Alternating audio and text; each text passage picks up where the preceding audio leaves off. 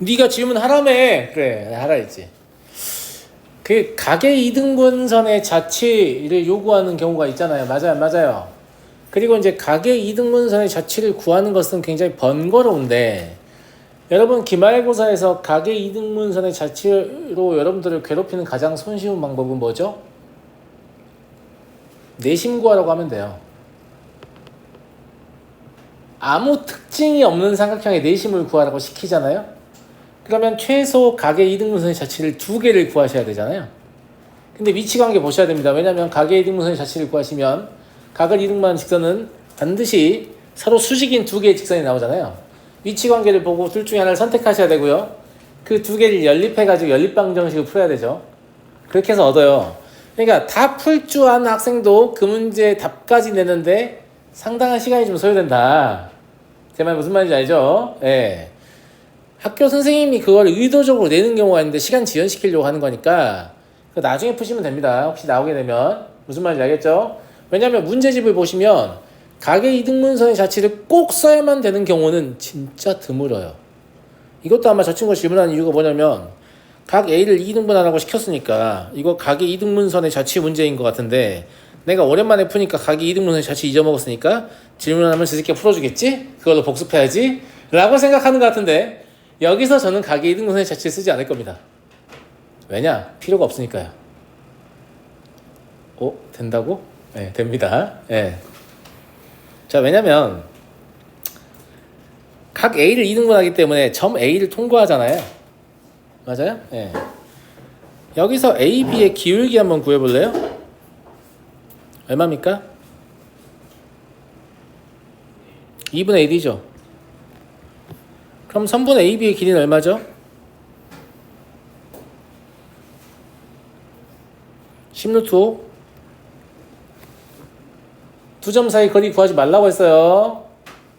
기울기 이용하시면 되잖아요. 맞아요? 1대 2대 루트 5를 만족할 거고 x좌표의 차가 20이잖아요. 그럼 2로 나누고 루트 5 곱하면 되는 거죠. 이해하시죠? 마찬가지로 AC의 기울기 구해볼까요? 얼마 나와요? 마이너스 2 나오죠. 그럼 AC의 길이는 얼마입니까?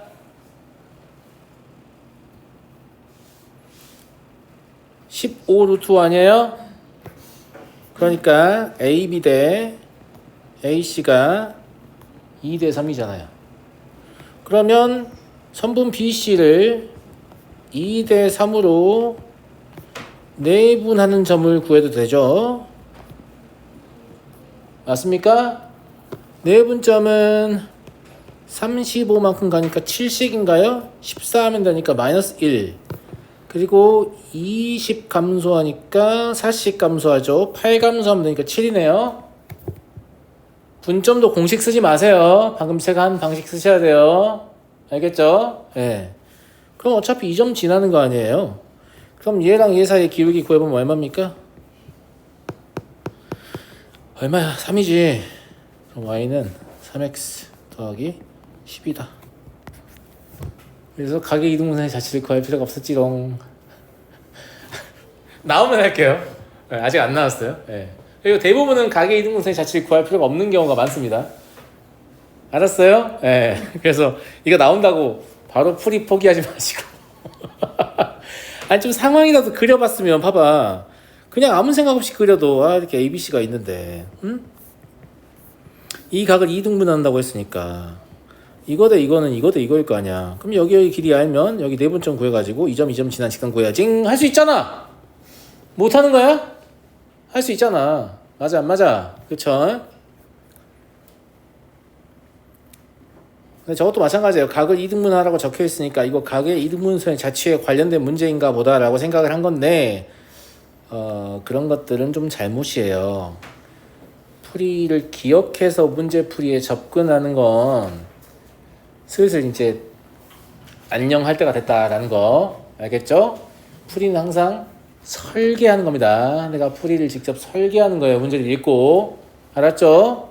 어디서 봤던 문제니까 비슷한 풀이 찌끄리고 이렇게 하는 거 아닙니다.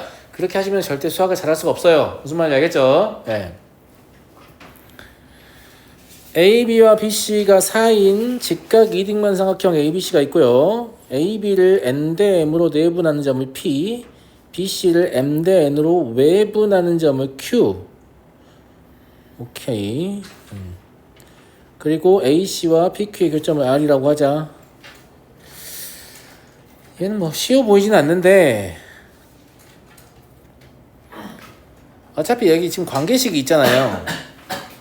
관계식이 있으면 실제로는 m과 n은 서로 연결되어 있기 때문에 독립변수 하나밖에 없는 겁니다. 맞아요, 안 맞아요? 맞죠? 그러면 최종적으로 얘는 뭐가 될 거냐면 m 또는 n에 관한 형태의 식이 나오겠죠. 2차 식이 나올 가능성이 가장 높고요. 그럼 2차 함수의 최대 최소와 관련된 문제입니다. 그래서 나는 저기 나와 있는 식을 m 또는 n 하나만 가지고 정리하려고 애를 쓸 필요가 있다 라는 얘기예요. 풀이의 방향을 마지막에 묻는 것을 보고 결정하는 거죠. 여기까지 이해되셨나요? 네, 좋아요. 일단 얘가 말하는 점들을 좀 표시를 해볼게요. 표시를 해볼 건데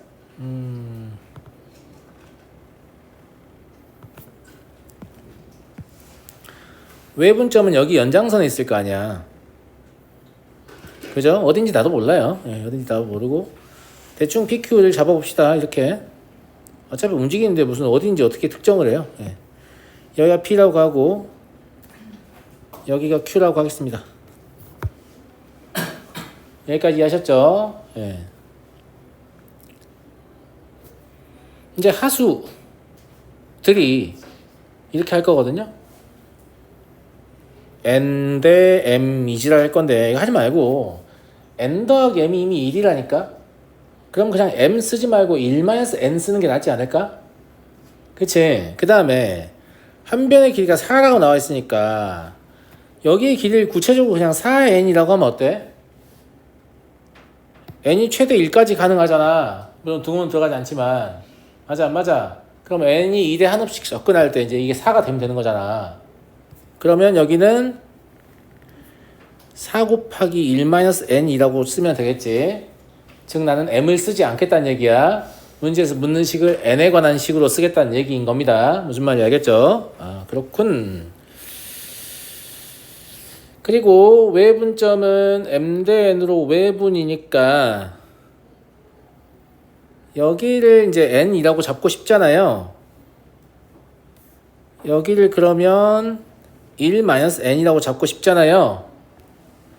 그럼 여기는 1-2n이 될 거 아니에요. B입니다. 지금 동그라미 찾았잖아요. 근데 이것도 째처럼 만들고 싶은 거죠. 실제 길이로 쓰고 싶은 거죠. B 말고 실제 길이로 쓰고 싶은 거니까 어떻게 써주면 될 것 같냐면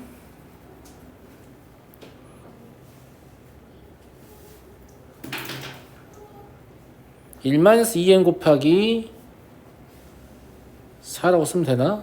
n 대 1-2n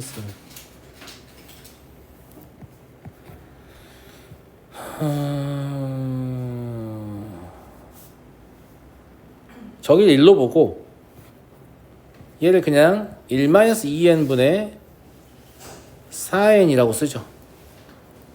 저게 실제 4니까 이렇게 쓸 수 있죠. 네.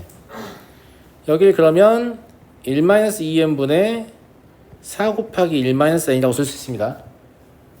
여기 실제 길이가 4이기 때문에 가능한 거예요.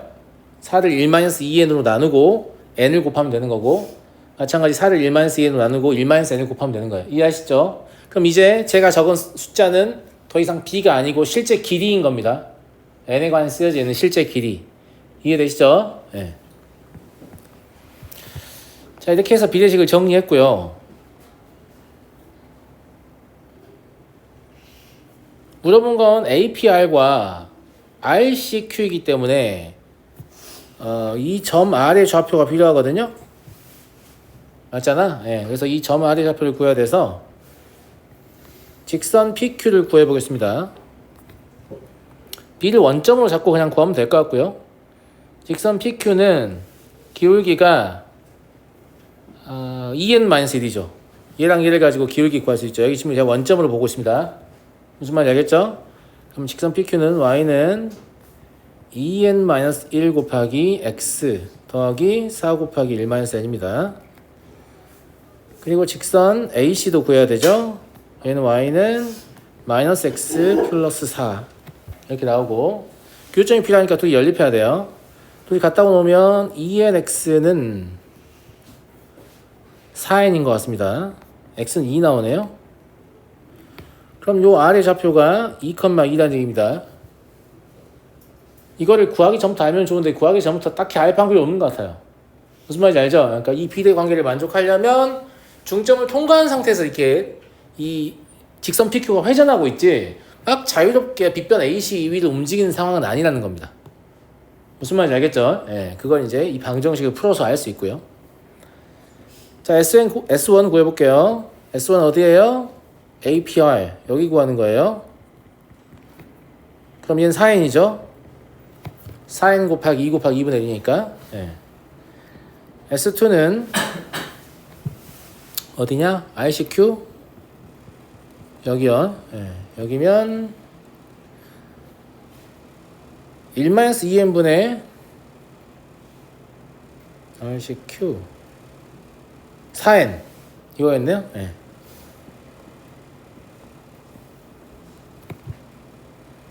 됐잖아? 예. 근데 우리가 필요한 건 2n 곱하기 n-m 곱하기 s2잖아요. 예. n-m은 어차피 얼마입니까? m이 1-n이니까 -m으로 처리할까? n-1이니까 2n-1인가요? 네. 그럼 얘가 마이너스 8n 제곱인 것 같습니다. 따라서 s1 더하기 2n n-m s2는 마이너스 8n 제곱 더하기 4n. 우리가 처음에 예측했던 n에 관한 2차 식이 나올 것이다. 나오고요. 표준형 고쳐서 풀죠. 그림 그리기 귀찮으니까. n이 4분의 1일 때 최대값 2분의 1을 가는 것 같습니다. 얘는 근데 뭐 딱히 왜 평면좌표 있는지 잘 모르겠다. 그냥 이차함수 문제지 이게 무슨 평면좌표 문제냐. 약간 이런 느낌이 들고요. 예. 형식만 평면좌표 형식을 빌린 것이지 실제로는 이차함수 문제인 거죠. 예. 넘어가도록 하겠습니다. 뭘 좀 눈여겨보시냐면 이 B를 잡을 때도 최대한 우리가 이해가지고 연산하는 걸 지금 목표로 두고 있잖아요. 최대한 간단하게 잡아야지. 그냥 대충 잡아놓고 계산하면 어쨌거나 답이 나오지 않을까? 이런 기대하지 마시고 최적화되게 좀 잡으세요. 그래갖고 본인 틀리면 저 불러가지고 맨날 이러잖아요. 선생님 제 것도 맞잖아요. 왜 답이 안 나오면 찾아줘요. 근데 여러분들 시험 볼 거잖아. 처음부터 이거 예쁘게 안 잡은 것 자체가 잘못이다 라는 생각을 좀 하라고. 알겠지?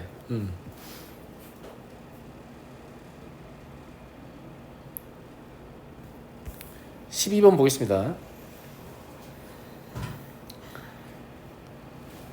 좌표 평면의 제1사분면 위에 한 변의 길이가 2√6인 정삼각형 ABC가 있습니다. BC의 중점의 좌표 나와 있고요. 정삼각형의 무게중심 G는 Y는 2분의 1 X 위에 있대요. 점 G의 Y좌표가 2 이상일 때 문제 읽는 법을 좀 알려드릴게요. 그러니까 수학이 안 되는 친구들이 문제를 잘 못 읽거든요.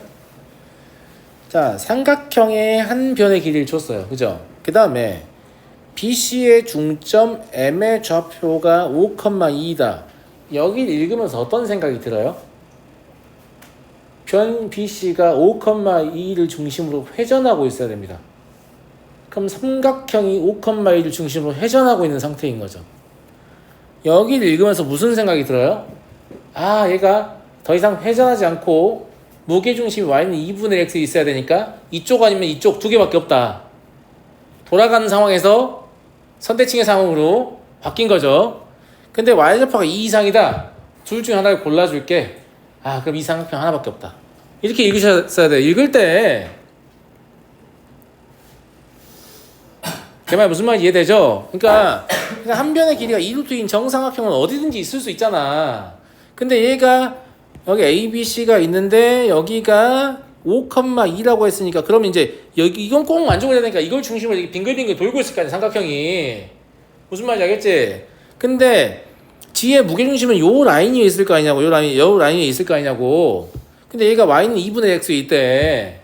무슨 말인지 알겠지? 그러면 저 G 위치를 고정을 시켜버렸으니까 삼각형이 이제 더 이상 회전하지 않는 거죠. 그죠? 예, 이렇게 반전되는 거 정도나 가능하겠죠. 2분의 1이라는 기울기 때문에. 그런데 y좌표가 2 이상이라고 했으니까 얘를 확실하게 하나로 고정을 시켜준 거구나. 그럼 이 삼각형은 하나뿐이다 라고 읽어내야 한다는 거예요. 내 말은. 알겠죠? 예. 그냥 글자를 읽는 게 아니에요. 국어 시간이에요? 아니 뭐 국어 시간도 심지어 글자 읽는 게 아니죠. 무슨 말인지 알겠죠? 예. 그림만 조금 더 이쁘게 고쳐가지고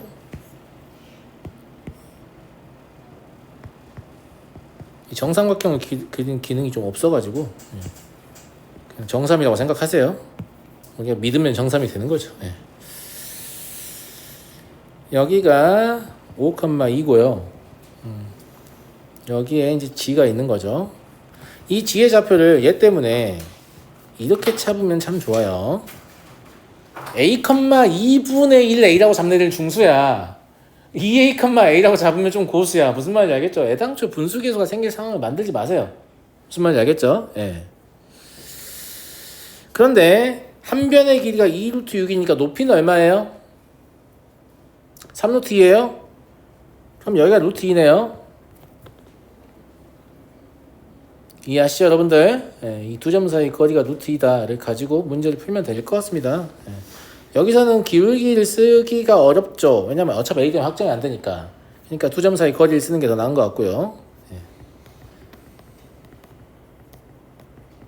이렇게 하시면 되고 얘 정리하시면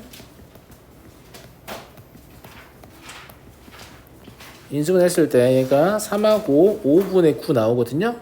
2 이상이란 말은 얘를 날리고 얘를 얻으라는 얘기였던 거예요. 그죠? 예. 그래서 G는 6,3인데 물어보는 거는 ABC의 Y좌표 합을 구하라는 건 그냥 단순히 이거의 3배를 얘기하는 거죠. 답은 9예요. 그죠? 예. 넘어가도록 하겠습니다. 예. 그래서 식 쓰기 전에 문제를 통해서 머릿속으로 할 수 있는 건 최대한 하십시오. 최대한 해야 나중에 고3 때 엄청 복잡한 문제를 만나도 머릿속으로 대부분이 해결이 될 거 아니야. 무슨 말인지 알겠지? 그제서야 이건 식으로 쓸 수가 없는데 머릿속으로 해결하려고 하면 쉬운 문제를 가지고 연습이 안 되는데 갑자기 되겠어요? 될 리가 없지. 쉬운 문제를 가지고 연습을 충분히 하셔야 돼요. 무슨 말인지 알겠죠? 예.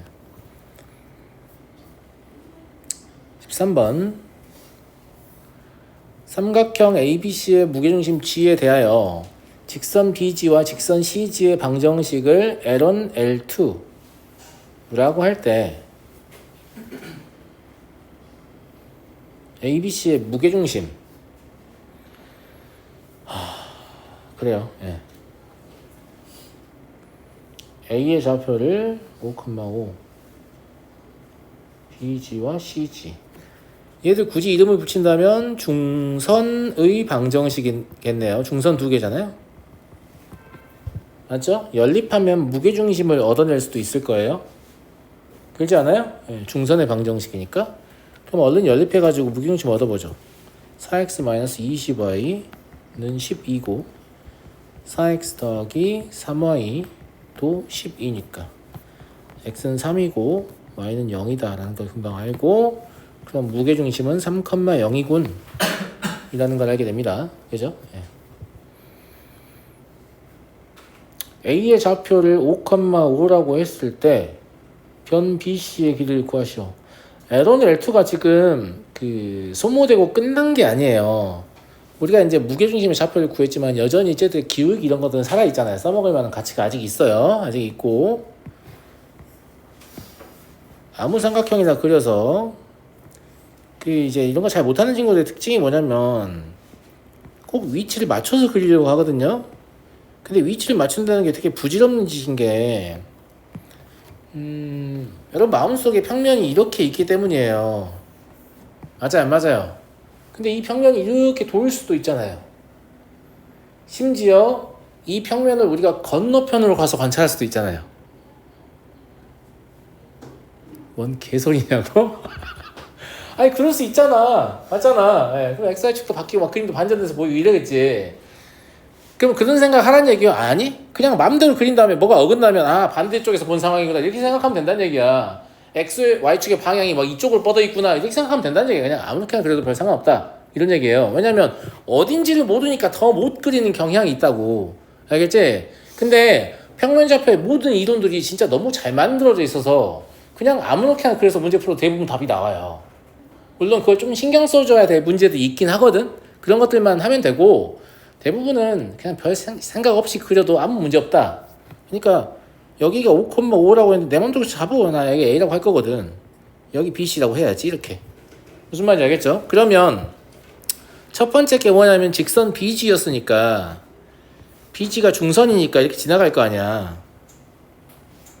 맞지? 이등변 삼각형 같은 건 기분 탓이야. 신경 안 써도 돼. L1. 그 다음에 CG 중선이니까 이렇게 지나갈 거 아니야. L2. 그러면 여기가 G가 있는 거고 얘가 3,0이다. 이런 상태가 되는 거죠. 이해됐나요? 자, 점 B의 좌표를 잡고 싶은데 점 B의 좌표를 또 A, B라고 잡는 친구들이 있어요. 그러지 좀 마세요. 아니 L1 위에 있는데 왜 A, B라고 잡고 싶지? 나는 점 B의 좌표를 5A 플러스 3,A라고 잡고 싶은데 졸라 분수계수 차단하는 거 보시죠? A, B라고 잡은 다음 B는 얼마니까 또 집어넣어서 하면 또 Y좌표가 막 분수계수로 나오잖아. 상상해서 좀 잡아봐. 그러면 C의 좌표는 그 어느 거 한번 잡아볼까?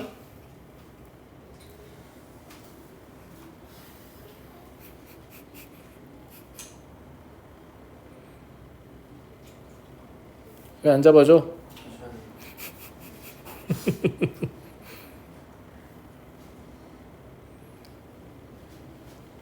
Y가 3을 인수로 달고 있잖아.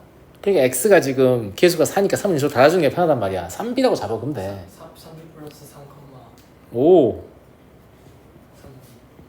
3B 3B 플러스 3, 3B 플러스 3, B B 뭐 이렇게 해도 상관없을 것 같고요. 맞냐? 네? 아닌가? 4B 아니냐? 4B 마이너스 4B? 그냥 4B냐? 마이너스 4B 네. 근데 이거는 제가 이렇게 잡았으니까 이렇게 할게요. 3B, 마이너스 4B 플러스라고 잡았어요. 이거는 그냥 본인 취향대로 잡으시면 돼요. 그냥 내 말은 분식에서 안 나오게 잡는 훈련을 하고. 근데 이것도 계속 하다 보면 졸라 빨라지겠지. 무슨 말인지 알겠지? 그냥 계속 하다 내가 이걸 했을 때 계속 졸라 빨라지는 것도 있단 말이야. 이런 것도 수련을 하란 말이지. 알겠지? 선생님 A, 5분의 1 A 마이너스 5분의 3이라고 쓰면 틀리나요? 아니 당연히 안 틀리지. 안 틀리는데 왜 분수계수 만들어서 또 곱하고 있냐 이 말이지. 내 말은 어차피 또 정수계수 바꿀 거 아니에요? 그잖아요. 네, 그래서 처음부터 이렇게 좀 잡으시라.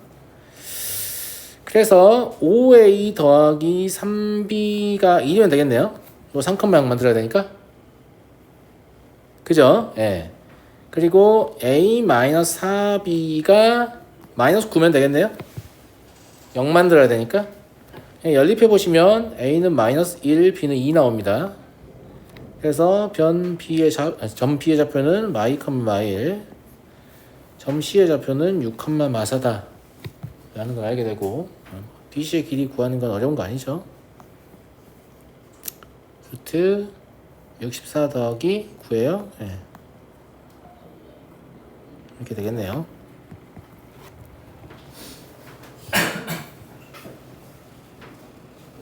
이런 거지. 이제 구해놓고 보면 여기가 마이너스 2, 마이너스 1이고 여기가 지금 6, 마이너스 4인 거잖아. 맞잖아.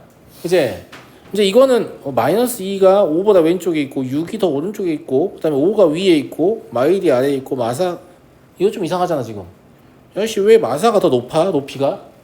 이런 건 안 중요하다니까. 무슨 말인지 알겠지? 여러분들이 그림을 주저주저 하는 이유는 자꾸 이거 다 매칭시켜서 이렇게 표시하려고 하기 때문인데 안 중요해요. 어차피 계산하시면 다 알아서 맞게 나옵니다. 무슨 말인지 알겠죠? 그러니까 그냥 아무렇게나 그래도 별 상관없다. 이런 얘기예요. 아시겠죠? 예. 자, 넘어가고요.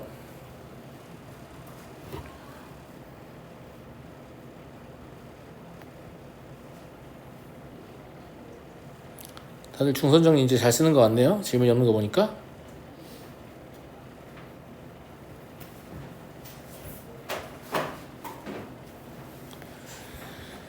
좌표 평면 위에 4점 A는 2,1이고 B는 2,1이고 C는 2,3이고 D는 뭐 아무튼 좌표 나와 있어요. 그 다음에 삼각형도 좌표 나와 있고요.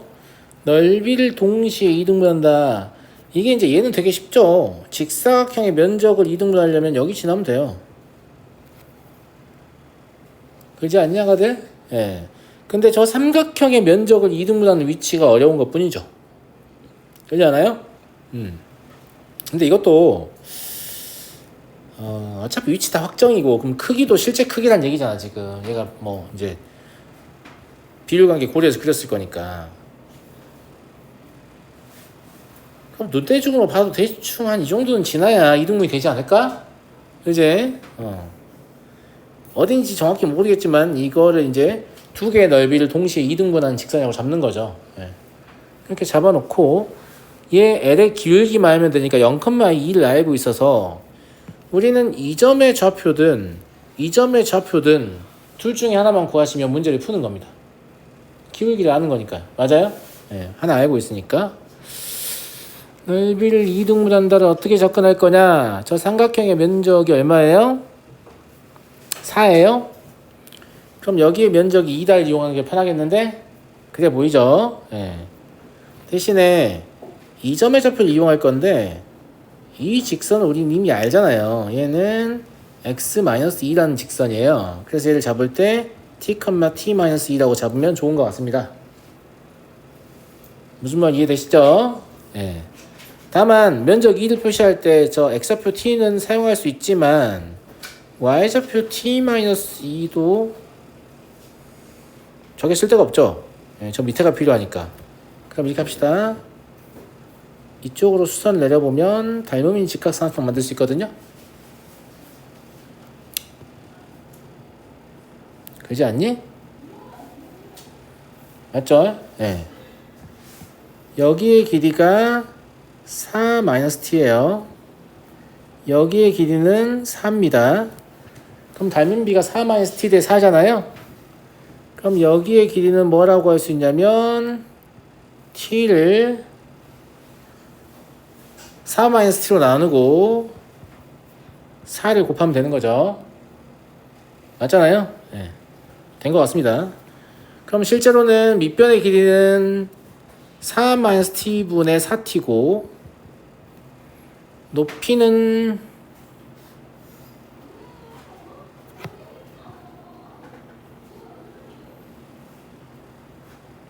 t라고 보면 되죠. 네. 이게 4면 되네요. 얘 풀면 되겠네. 그러면 t의 제곱 플러스 t 마이너스 4는 0이죠. 네.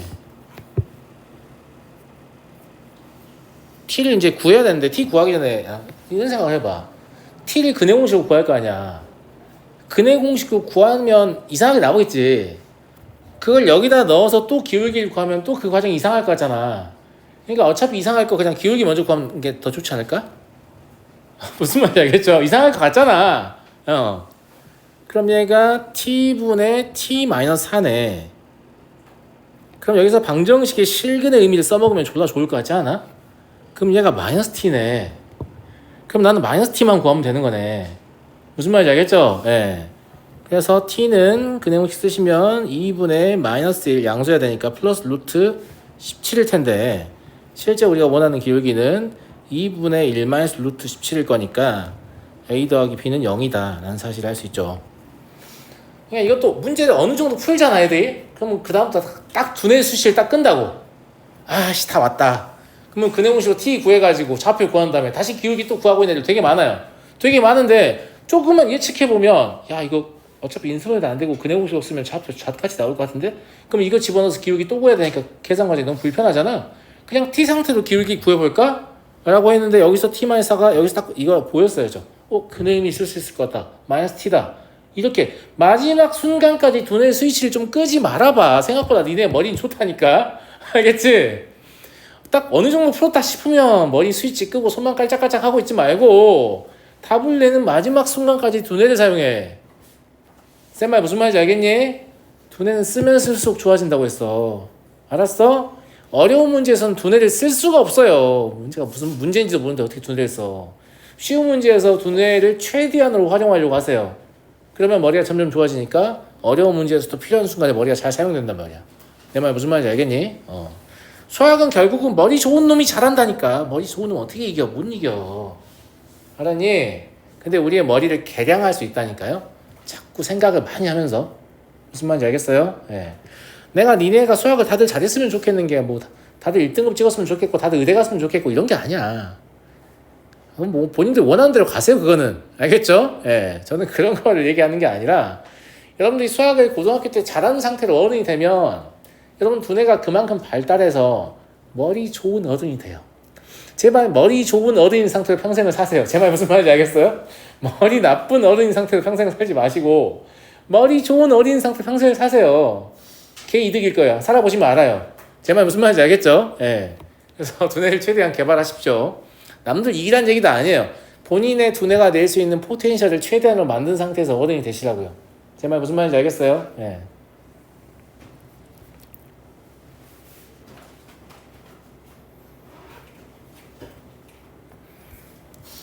(26번은) 겁나 유명한 문제잖아. 이건 뭐 없는 문제집이 없는 문제. 예. 어느 문제집에나 있는 문제. 근데 이것도 마찬가지예요. 정답률이 매우 낮기 때문에 어느 문제집에나 있는 거거든. 근데 정답률이 매우 낮은 이유가 나는 어디에 있다고 보냐면 이것도 마찬가지야. ABC 위치도 안 알려주고 막 이러니까 그림을 그리는데 애들이 주저함이 있는 거지. 그림을 그리는데 주저함이 있으니까 뭐 되도 않은 식을 써서 문제를 풀려고 하는 거지. 그냥 망하는 거죠. 예. 그냥 그렇게 망한다 라는 얘기고, 이제 내가 만약에 연필로 문제를 푼다고 생각을 해보잖아요. 예. 그러면 그냥 졸라 러프하게 아무거나 그려. 중요하잖아. 그러니까 엄청 희미하게 그냥 그리라고. 다시 지울 거야. 이건 무슨 말인지 알겠지? 여기 ABC가 있다고 쳐. 그 다음에 AB의 중점이니까 여기 L이 있다고 치고, 여기 이제 M이 있다고 치는 거죠. 얘는 좌표 나와 있는 거고, 여기는 4,마일 나와 있는 거예요. 그런데 뭐 여기 N도 있죠. 중점 L, M, M이 BC 아니냐? 저기 아니지? 예. 그냥 이렇게 할게요. M 좌표도 안 쓸게 그냥. 예. 이렇게 잡을게. 이제 지울 거니까. 뭐 때문에 그러냐면 BN과 LM이 서로 수직이라는 게 이렇게 확 안 와닿는 말이야. BM과 LM이 서로 수직이라는 게 도대체 무슨 말일까? 이런 생각이 들잖아. 맞아?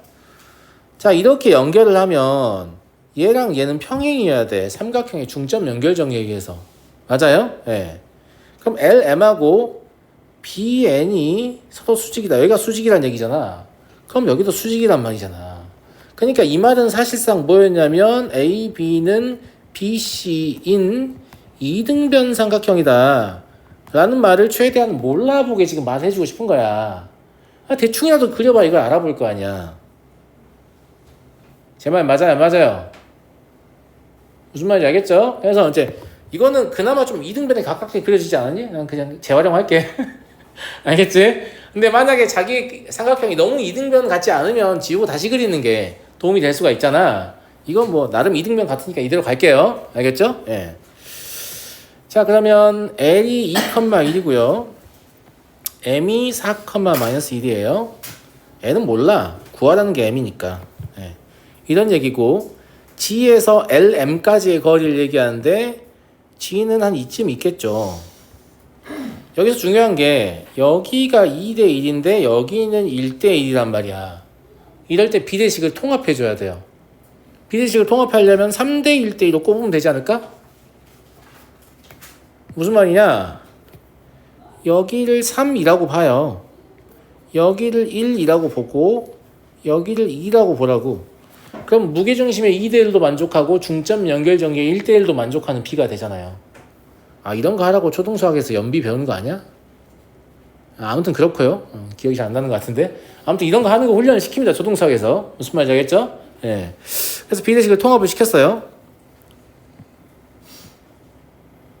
이 4루트이라는 숫자를 보면 이 루트 2 때문에 나는 얘의 기울기가 1로 졸라 의심스럽거든.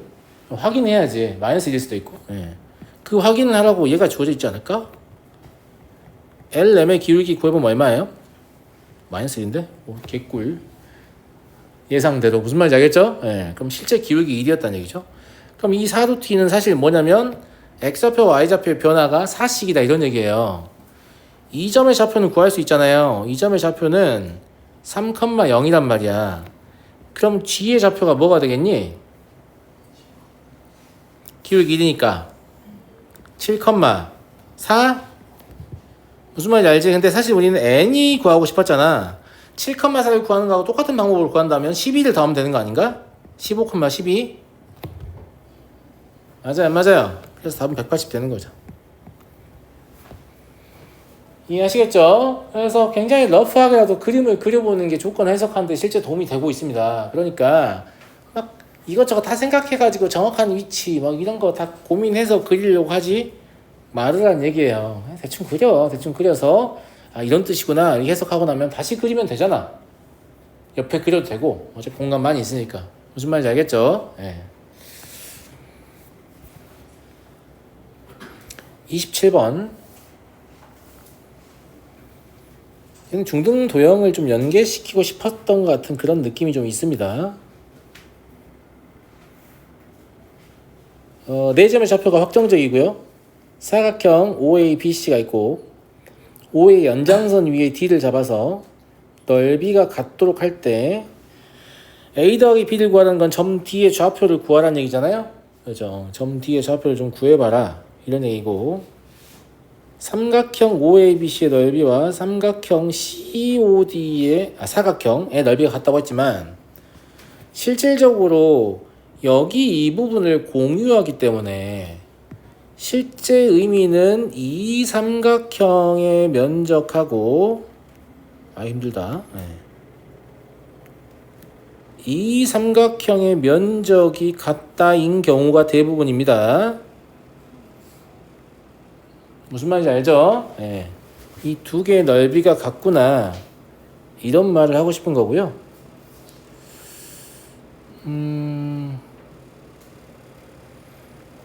이거를 약간 좀 다르게 해석을 해볼 수 있는데 여기 이렇게 연결을 해봐요. 그러면 그러면 여기까지 포함시켜서 약간 응용 버전입니다. 알겠죠? 네. 여기까지 포함시켜서 같다고 할 수도 있잖아요. 그럼 여기까지 포함시켜서 같다고 하면 갑자기 이게 뭐가 되냐면 평행선 사이에 낀 삼각형이 돼야만 가능합니다. 그래서 여기와 여기가 평행이어야만 가능한 거죠. 이거는 그 중2 도형에서 나온 내용이란 말이에요. 그래서 이런 관점으로 접근해보면 제일 쉽지 않았을까 그런 생각이 좀 들고요. 그럼 기울기 같아야 되니까 그렇습니다. 예. 그리고 A, B는 A, B가 아니라 이미 여기서 힌트를 주고 있잖아요. 예. 얘가 4분의 1 A라고 잡던가 아니면 이렇게 잡는 게 편하겠는데 얘를 4B라고 잡던가 이게 편하겠죠? 예. 그러면 AC의 기울기는 얼마죠? 마이너스 2분의 1 하고 3분의 1로 나눠야 되죠? 마이너스 6분의 1이네요. 예. 그래서 델타 BD의 기울기도 4B-1분의 B-2인데 얘가 똑같이 마이너스 6분의 1이어야 됩니다. 아니 이거 가지고 B 구하셔서 사실 5B 구하시면 답이겠죠. 이 과정은 생략하도록 하겠습니다. 알겠죠? 예. 그래서 여기 페이크를 2번 친 거잖아요. 맞아요, 맞아요. 그렇죠? 넓이 같다 그러면 공통 부분 빼고 나머지만 생각하는데, 그렇지? 여기서 공통 부분의 일부만 뺐다고 생각할 수도 있고 아니면 뭐 뺐다가 뭘 추가로 더했다고 할 수도 있지만 아무튼 얘하고 얘가 넓이가 같다를 바라보는 시선이 있어야 되는 거죠. 그럼 이거 평행선이다 이렇게 생각할 수 있는 거고 이 풀이가 가장 괜찮지 않을까 싶고요. 자, 다음 문제로 가겠습니다. 이 문제까지만 풀고 잠깐 쉬어야 될 것 같네요. 30번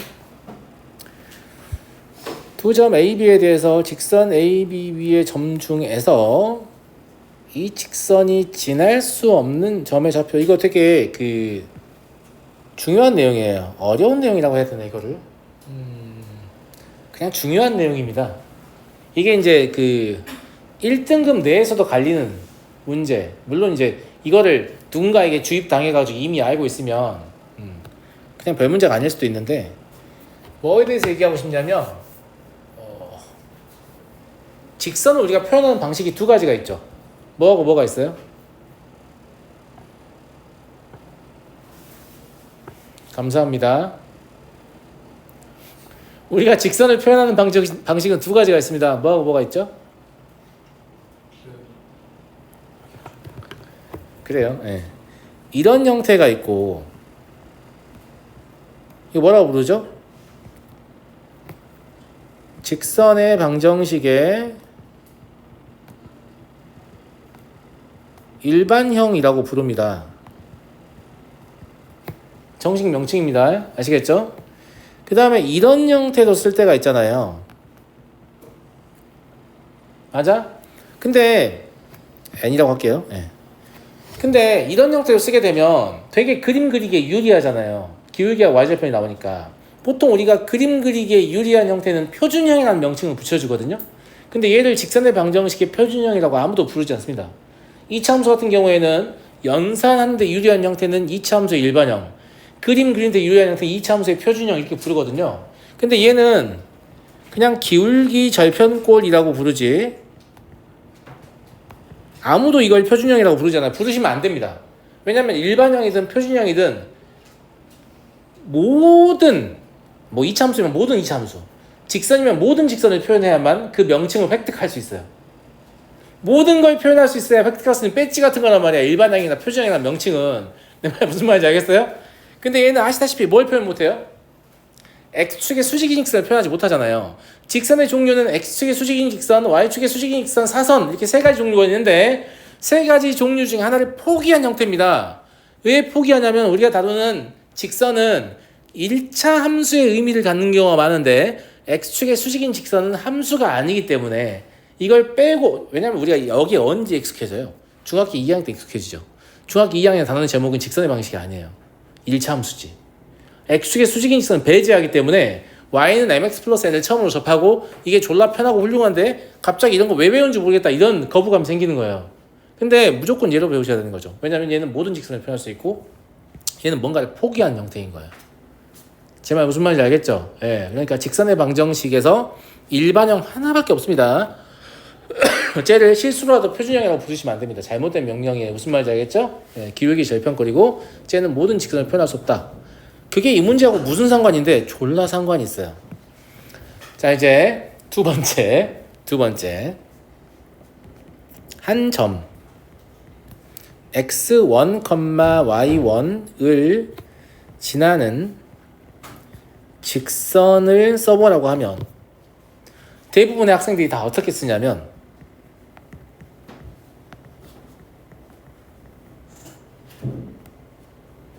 이렇게 씁니다.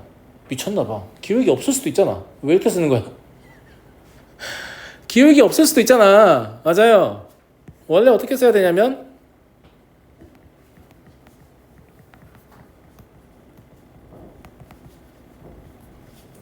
이렇게 써야 됩니다.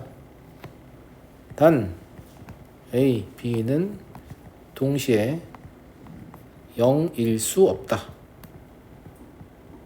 왜냐면 A, B가 동시에 0이면 뭐 직선도 아니고 뭣도 아니니까 둘 중 하나라도 0이 아니면 직선이 되는 거죠. 이해됩니까? 그런데 이거 만들지 모르는 놈들도 있는데 이거 만드는 거 별거 아니에요. 보세요. 아까 일반형 이렇다고 했지. 맞아? 근데 얘가 x1, y1을 지난 다음에 그럼 ax1 더하기 by1 더하기 c는 0일 거 아니야? 그럼 c는 마이너스 ax1 마이너스 by1일 거 아니야? 여기다 집어쳐 넣은 다음에 그냥 모양 바꾸면 이렇게 돼요. 무슨 말 아무것도 아니야. 알겠지? 외우는 거 아니야. 외우는 거 아니라고. 알겠지? 아무것도 아니에요. 그런데 얘를 우리가 어떻게 해석할 수 있냐면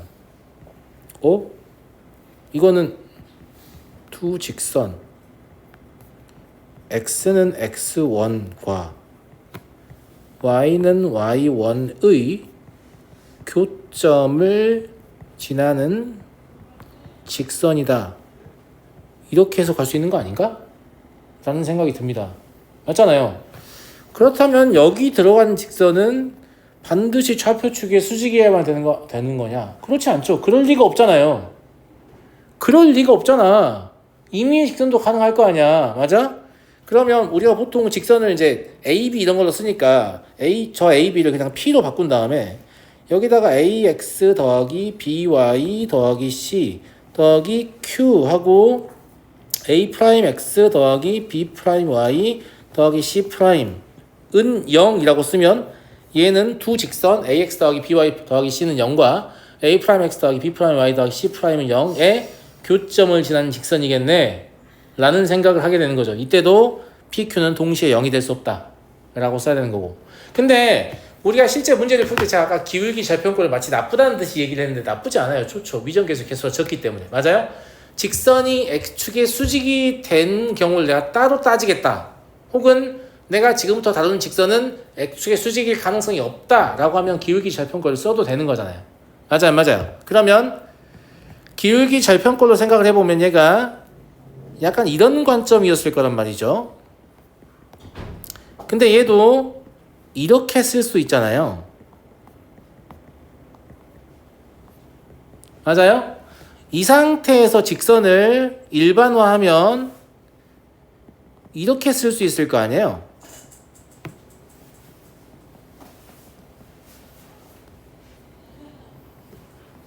맞아요? 이게 여러분들이 흔히 보시는 교점을 지나는 직선의 모양입니다. 주로 K가 달려있고 왼쪽에 달아도 되고 오른쪽에 달아도 된다고 하죠. 맞아요. 맞아요. 그런데 이것의 한계는 정확히 이것의 한계와 일치합니다. 맞잖아요. Y의 계수가 이미 1인 상태이기 때문에 얘는 X는 X1을 표현할 수 없거든요.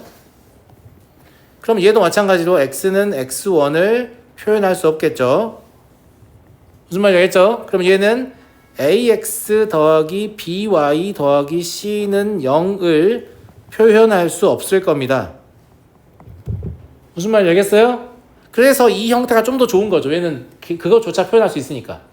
P에 1 넣고 Q에 0 넣으면 되잖아요. 근데 되게 웃긴 게 교점을 지나는 직선이라는 게 여기에 X1, Y1이라는 게 있으면 얘가 예를 들어 뭐 AX 더하기 BY 더하기 C는 0이었고 얘가 A'X 더하기 B'Y 더하기 C'은 0이었다고 해봐요. 그러면 이 두 직선을 이미 알고 있는 상태인데 이거를 다시 구할 일이 있을까 우리가? 그잖아. 존나 병신 같은 상황인 거지. 그래서 웬만하면 이걸로 문제를 풀어도 아무런 문제가 없어요. 그런데 어떤 걸 증명한다거나 그러면 수학적 문제가 생길 소지가 있는 거죠. 그러니까 대부분 이걸 쓰셔도 됩니다. 하지만 이 아이의 한계를 알고 쓰셔야 돼요.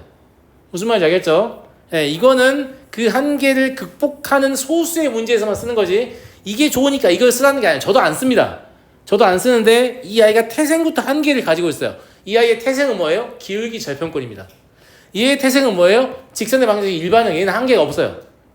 무슨 말인지 알겠죠? 그래서 한계가 있는 아이와 없는 아이니까 그 한계를 분명히 알고 사용해야 된다는 거고 이 30번 문제는 이 유래에 대해서 알고 있느냐라는 거예요. 얘들이 어떻게 해서 만들어졌는지 니네 알고 쓰는 거야? 이렇게 물어보는 거란 말이에요. 제 말 무슨 말인지 알겠습니까? 네.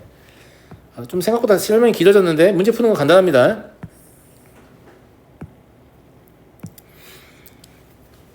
자, 얘 보면 이유는 모르겠지만 K로 묶으라고 하잖아요. 네, K가 항등의 관점에서 보는 거죠. K로 묶으면 왜냐면 K로 묶으면 아까 제가 설명했던 모양이 나와요. 누구에 출발한 거예요? 기울기 절편꼴에 출발한 겁니다. 하나면 미정계수 달려있잖아요. 그죠? 그 다음에 얘가 0 되는 거와 얘가 0 되는 거 연립해 보시면 1,1을 지난다는 사실을 알 수 있어요. 그러면 1,1을 중심으로 회전하는 직선인 건데 얘는 뭘 표현할 수 없냐면 미정계수를 다 알고 있는 직선은 표현이 불가능합니다. 왜냐면 얘를 제거할 길이 없어. 얘의 미정계수가 1로 확정이기 때문에. 그래서 얘는 x 더하기 y 마이너스 2는 0을 표현할 수 없습니다.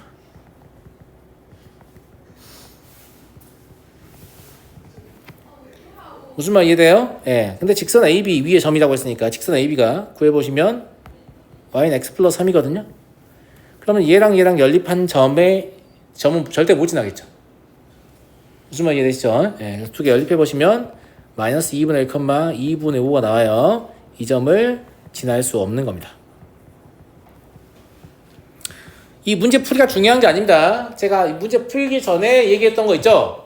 기울기 절편꼴에서 두 직선의 교점을 지나는 직선을 만들어낼 수 있고 일반형에서 두 직선의 교점을 지나는 직선을 만들어낼 수 있어요. 알겠죠? 대부분 미정계수의 개수가 적기 때문에 기울기 절편꼴에서 만들어낸 타입을 주로 사용하는데 그 아이는 어떤 특정 한계를 가지고 있다.